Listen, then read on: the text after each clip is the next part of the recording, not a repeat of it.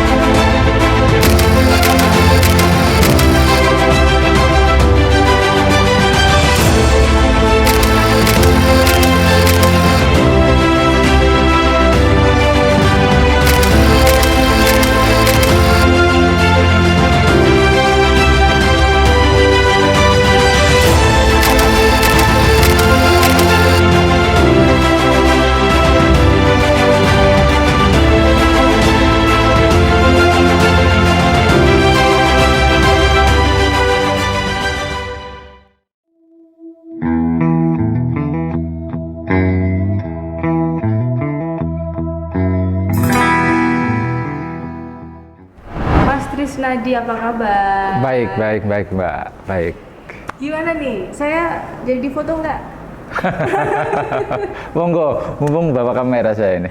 Iya, tapi saya ada request, kalau saya di foto saya gimana ya caranya biar kelihatan agak sedikit ramping gitu, nggak terlalu ini tembem, cantik gitu. Bisa nggak? Berarti dia dulu.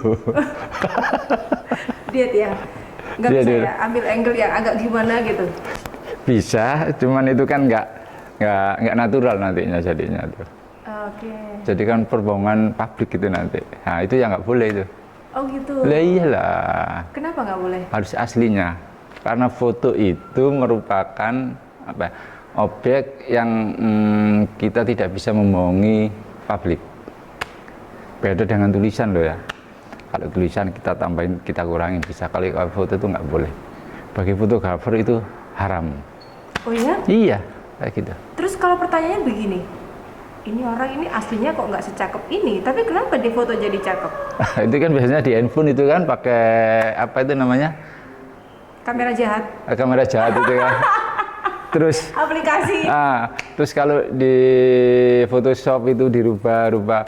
Tapi dalam dunia jurnalistik nggak boleh sih seperti itu. Oke. Harus aslinya pure itu udah nggak boleh ditambahin, dikurangi nggak boleh. Oke. Jurnalistik. Yep. Berarti bisa nulis dong. Kebetulan saya ke fotonya. Sebentar. Anda ini fotografer atau penulis? Fotografer. Oh, fotografer. Yep. Tapi bisa nulis juga. Bisa, cuman nggak begitu bagus lah. Oke. Nggak begitu bagus. Iya. Mas Trisnadi, itu mulai bikin foto-foto atau motretnya itu mulai kapan sih? Sejak 96 lah. 96 terus saya kerja ditawari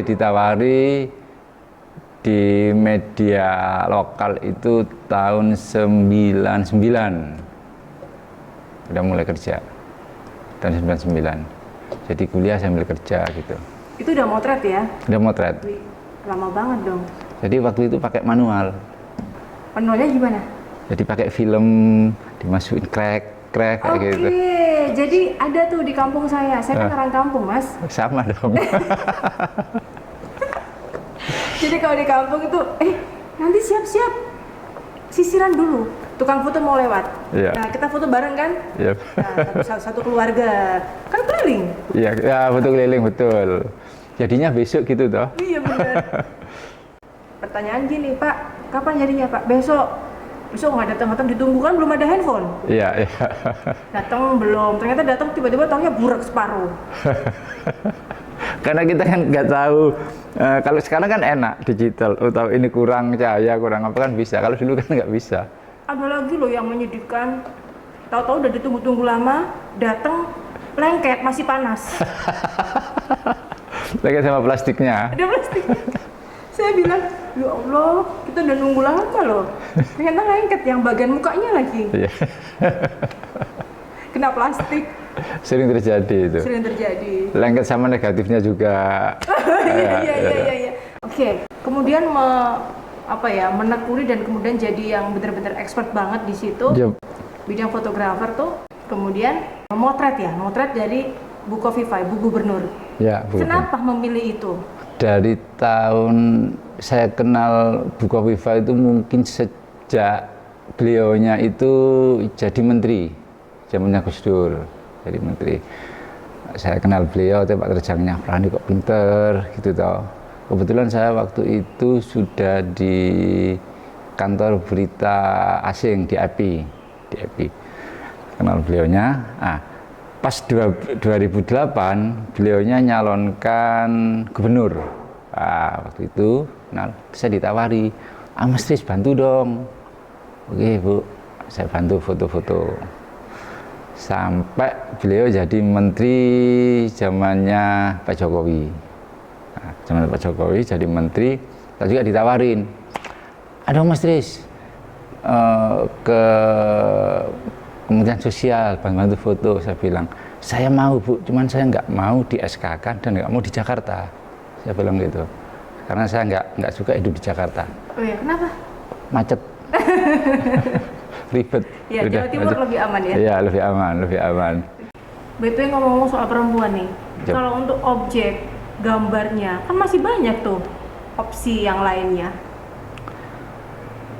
Karena mungkin selama ini saya ngikutin Bu Khofifah sejak lama kali ya.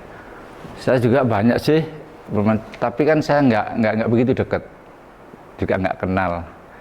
Terus begitu saya ngelihat kerjanya Bu Khofifah, itu saya jadi tertarik. Wah, ini foto-fotonya keren. Akhirnya saya simpen sampai ratusan ribu. Iya. Ratusan ribu foto saya simpen pada waktu menteri itu. Sampai Bu Khofifah itu sampai sekarang jadi gubernur. Wih, luar biasa loh ya. Ngikutin. Tapi nyimpennya udah nggak di disket lagi kan? Oh, enggak. Udah di hard disk. Udah di hard disk. Oke. Terus dari kegiatan-kegiatan itu momen apa nih yang paling menarik? Waktu itu ini pengalaman yang sampai sekarang masih ingat. Terus waktu di Papua, di Puncak Jaya. Jadi beliaunya itu di Puncak Jaya itu menteri pertama, pejabat pusat pertama itu sejak Indonesia merdeka sampai Pak Jokowi kemarin. Jadi dari Indonesia merdeka sampai sekarang hanya Bu Khofifah lah yang menteri pertama menginjakkan kakinya di Puncak Jaya. Karena di sana itu kan masih banyak KKB. Waktu itu beliau ke sana, sebenarnya dilarang sih sama keamanan di sana, karena di sana masih banyak KKB. Tapi ibu ini nekat gitu loh. Jawabannya ibu, gini loh Pak, kalau kita nih kerja ikhlas, insya Allah kita dijaga, insya Allah kita nggak ada apa-apa. Jadi negosiasi mau nggak mau, oke lah kita berangkat. Waktu itu berangkat nggak ada protokol, jadi pesawat capung gitu ya, pesawat itu isinya 6. Jadi saya, Bu Menteri waktu itu, ada Kapolda, ada Pangdam, pilot kopilot. Kita berangkatlah ke Puncak Jaya. Di sana itu kita diberi waktu 2 jam. Saya tanya sama waktu itu Kapolda atau Pangdam, Jenderal, kita diberi waktu 2 jam kenapa ya? Gini Mas Riz, kalau lebih dari 2 jam itu KKB itu di bawah nih. Kalau udah naik ke bukit, itu udah siap sniper. Jadi perjalanan ini 2 jam. Kalau kita lebih dari 2 jam, sniper ini udah siap.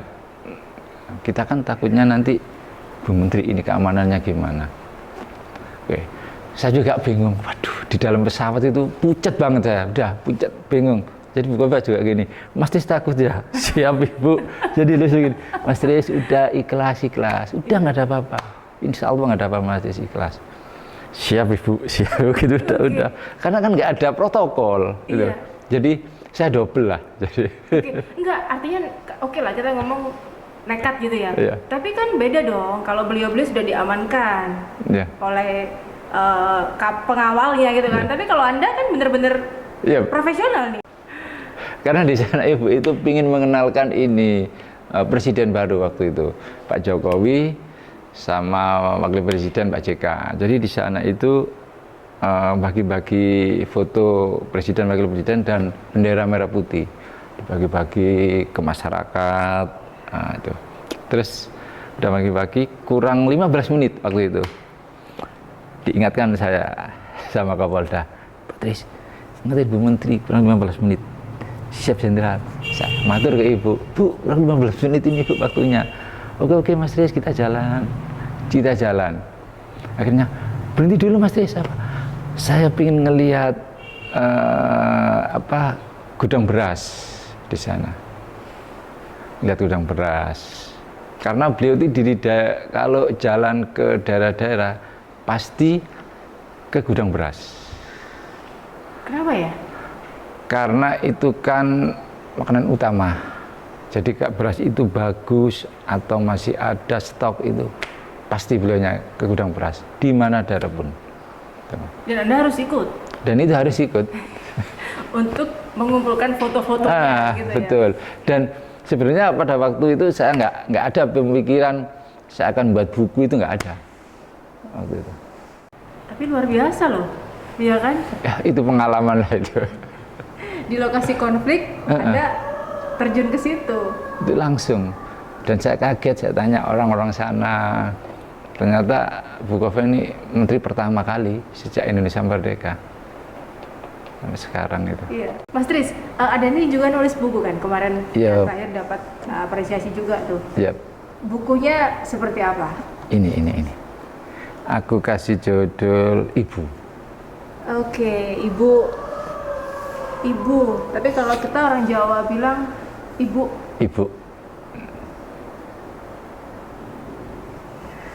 Maknanya apa di sini? Ibu ini kan, nih saya cerita sedikit ya, kenapa saya ngambil nama judul Ibu ini. Kemarin itu saya punya judul sendiri nih, waktu itu judulnya Wonder Woman. Akhirnya saya ke Jogja, ketemu teman-teman penulis, seniman, ngobrol-ngobrol. Terus saya ngeliatin, aku mau buat buku nih, bukunya Bu Kofifa. Tapi beliaunya nggak tahu loh, ini kejutan, saya bilang gitu. Saya lihat kan foto-fotonya, judulnya apa ini? Jelek judulnya, karena isi-isinya itu sudah menunjukkan perempuan kuat gitu loh. Kalau di judul itu Wonder Woman, enggak lah, kita cari judul yang sederhana. Bingung ya, apa, wah banyak banget judul teman-teman. Akhirnya ketemulah Ibu ini, karena Ibu itu mengayomi, bisa mendidik, seperti itu. Di dalam sini isinya ini apa aja nih Mas Tris? Jadi isinya ini Bu Kofifa jadi gubernur sampai beliaunya 2 tahun jadi menteri sosial, waktu beliaunya menteri sosial sampai beliaunya 2 tahun gubernur Jawa Timur. Nah ini dari sini nih angle-angle potret yang diambil tadi, gambar-gambar yang sudah dikumpulkan. Yep. Anda itu kan. Jadi ada Papua, ada Aceh, berbagai daerah di Indonesia pada waktu menteri itu. Bikin buku ini berapa lama Mas Tris? Hampir setahun. Dan beliaunya sama sekali nggak tahu kalau saya membuat buku. Ini ada juga Kofifa ajak dialog GAM. Yep. Waktu itu baru-barunya Pak Jokowi mimpin, waktu itu Ibu ke Aceh Selatan. Dialog dengan GAM. Alhamdulillah sampai sekarang kepemimpinan Pak Jokowi kan nggak ada gangguan dari GAM. Alhamdulillah. 1 tahun bikin buku ini, Terus apa nih Mas kebanggaan yang dirasakan sekarang? Sebagai seorang jurnalis nih ya, itu ketika saya membuat suatu buku itu kebanggaan. Udah ada kebanggaan tersendiri lah. Ini buku yang kedua sih bagi saya. Oke, yang pertama? Yang pertama soal prostitusi. Soal prostitusi. Nah, semoga lah buku ini bisa jadi inspirasi bagi perempuan-perempuan Indonesia, khususnya Jawa Timur. Luar biasa. Mas juga luar biasa loh. Nanti next kita undang Mas Tis lagi ya. Sip. Bisa ya? Sip. Saya tuh malah pengen belajar gimana caranya foto supaya terlihat lebih langsing. Terima kasih banyak Mas Tis. Oke. Terima kasih banyak. Thank you. Sukses selalu. Mas Tis, Siap. Oke. Assalamualaikum. Waalaikumsalam warahmatullahi wabarakatuh.